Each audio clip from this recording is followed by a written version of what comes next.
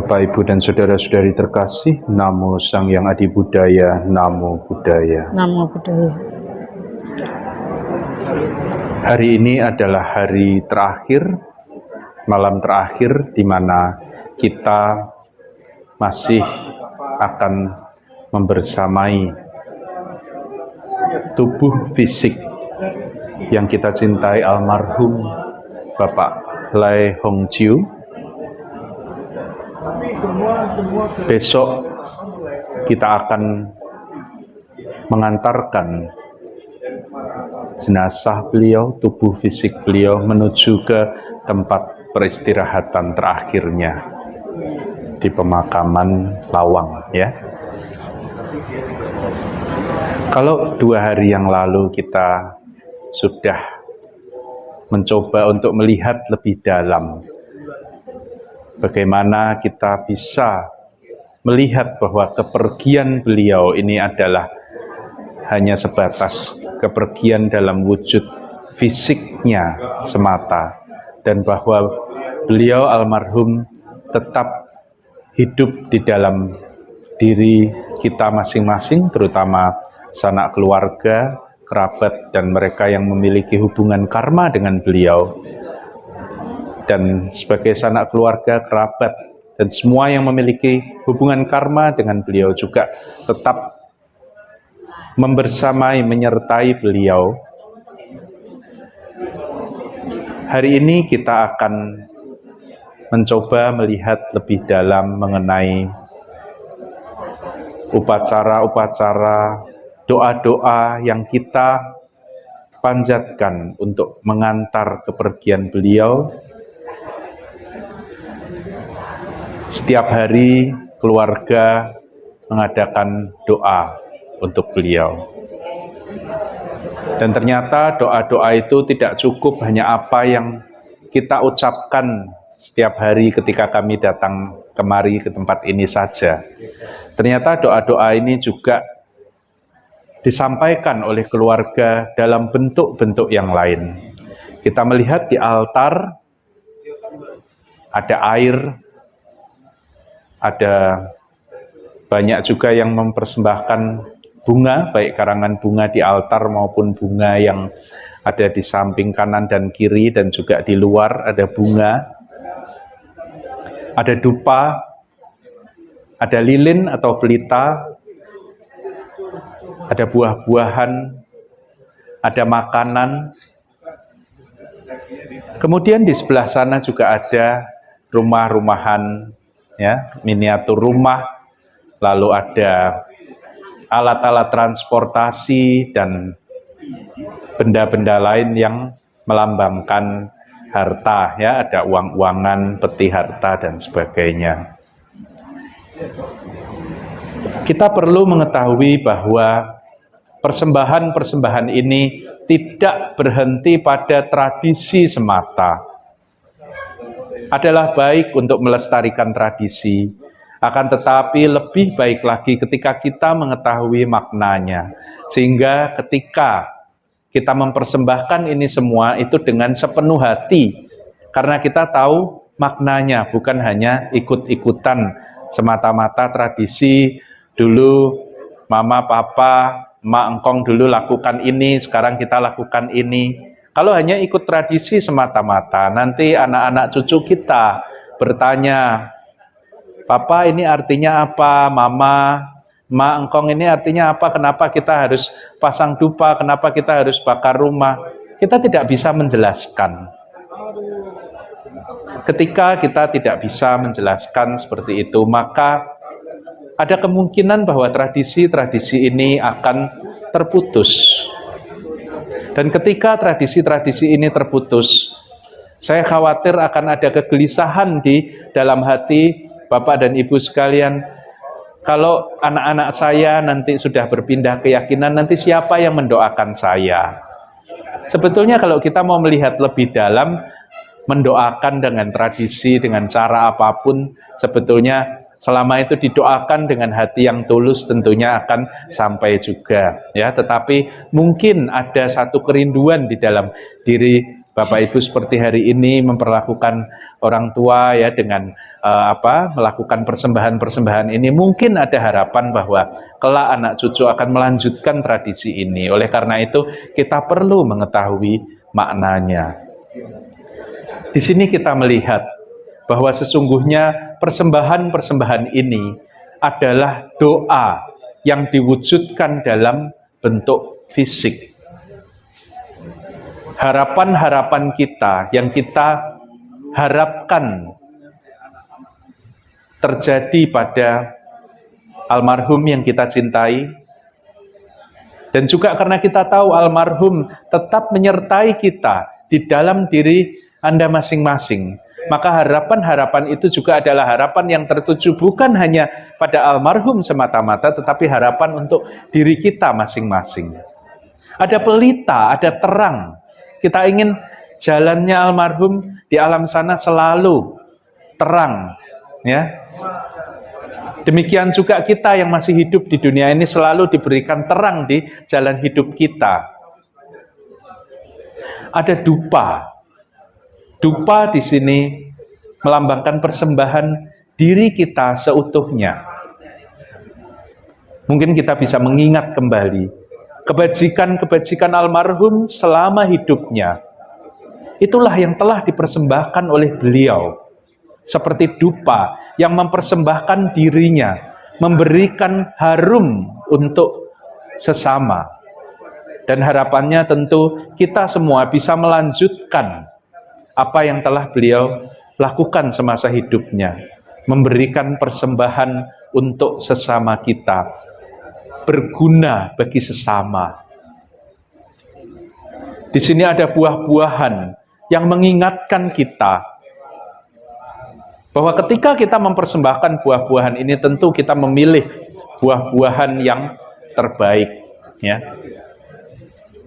Dan kita semua juga menginginkan buah-buah yang terbaik untuk kehidupan kita.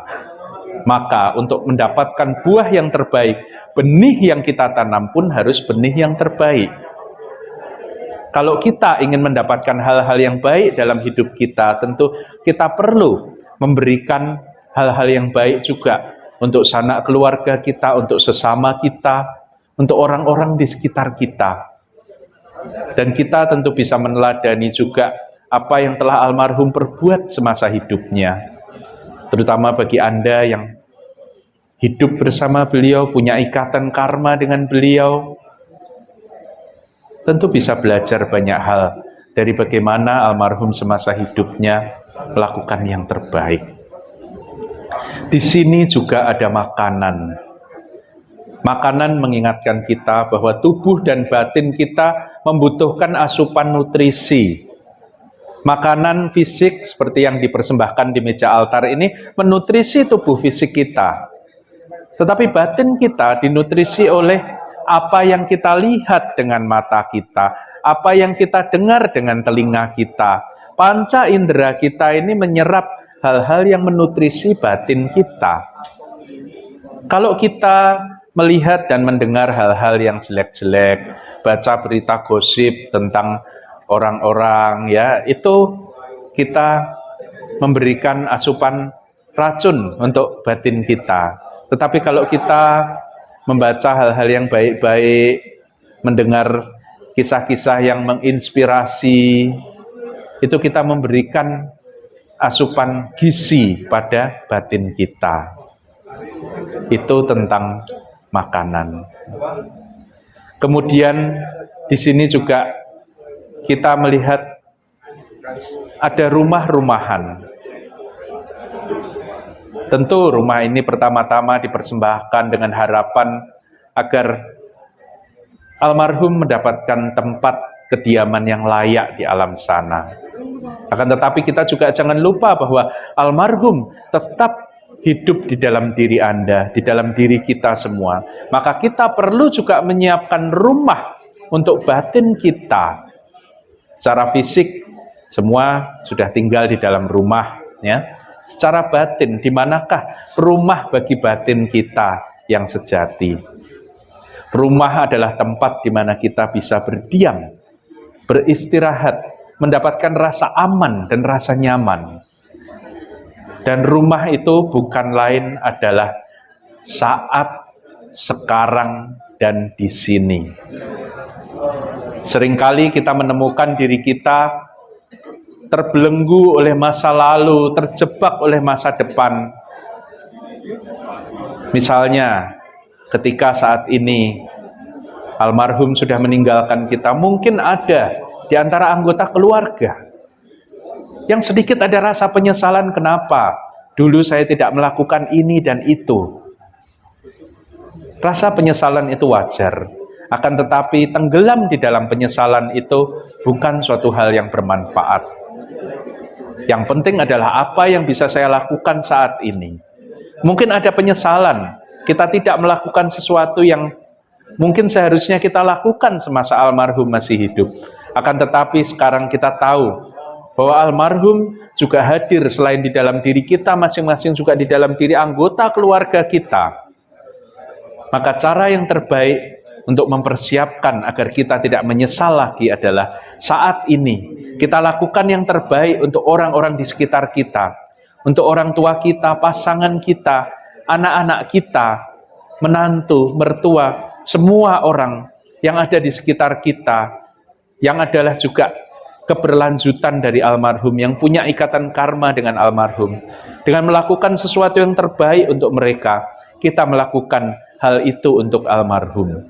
Lakukan saat ini. Saat ini adalah rumah sejati, tempat kita berdiam. Saat ini adalah yang terpenting, karena masa lalu tidak terulang dan masa depan belum terjadi. Tapi di saat ini, kita bisa melakukan sesuatu untuk mempersiapkan yang ke depan. Itulah rumah. Kemudian di sini juga ada simbol-simbol harta benda, mulai dari uang-uangan, peti harta, dan sebagainya. Tentu harta benda di sini mengacu bukan semata-mata pada harta kekayaan fisik saja, tetapi juga bagaimana kita mencoba untuk menghargai apa yang telah diwariskan oleh almarhum, bukan saja harta benda duniawi, tetapi nilai-nilai kebijaksanaan. Mungkin anak-anak pernah mengingat, ya, atau cucu-cucu mengingat pesan-pesan almarhum semasa hidupnya. Itu adalah harta yang tidak ternilai. Mungkin juga kita mengingat bukan saja pesan secara verbal yang diucapkan, tetapi isi pikiran almarhum maupun perbuatan-perbuatan yang kita lihat, yang menginspirasi kita, adalah tugas kita untuk melanjutkannya, untuk melakukan kebajikan-kebajikan yang pernah beliau lakukan semasa hidupnya. Itu adalah harta yang tidak ternilai yang telah beliau wariskan kepada Anda sekalian. Tubuh yang Anda miliki, terutama untuk anak cucu, ini juga adalah harta yang tidak ternilai yang beliau wariskan, yang bisa kita gunakan untuk kebermanfaatan sanak keluarga yang lain, orang-orang di sekitar kita. Itu adalah cara untuk memanfaatkan harta itu sebaik-baiknya. Bapak, Ibu, dan saudara sekalian, ini adalah hari terakhir di mana kita besok sudah akan berpisah mengantarkan almarhum, tubuh beliau ke tempat peristirahatan terakhirnya. Akan tetapi kita semua yakin dan percaya bahwa kepergian ini bukan sepenuhnya. Beliau tetap mendampingi sanak keluarga, kerabat, sebab di mana anak cucu, anak keturunan berada, di situ leluhur senantiasa menyertai. Dan ketika anak keturunan berbahagia, di situ pula kebahagiaan para leluhur. Selamat jalan yang kami kasihi almarhum Bapak Lai Hong Chiu. Sebagaimana kami telah memelukmu erat semasa hidupmu. Kini saatnya kami melepaskanmu untuk bebas kembali ke asalmu. Namun kami senantiasa menyadari bahwa kami ada di dalam Engkau dan Engkau senantiasa hadir di dalam diri kami dan keluarga kami, di tengah-tengah kami. Sabi sata bawantu sukitata. Semoga semua makhluk hidup berbahagia. Sadu, sadu, sadu.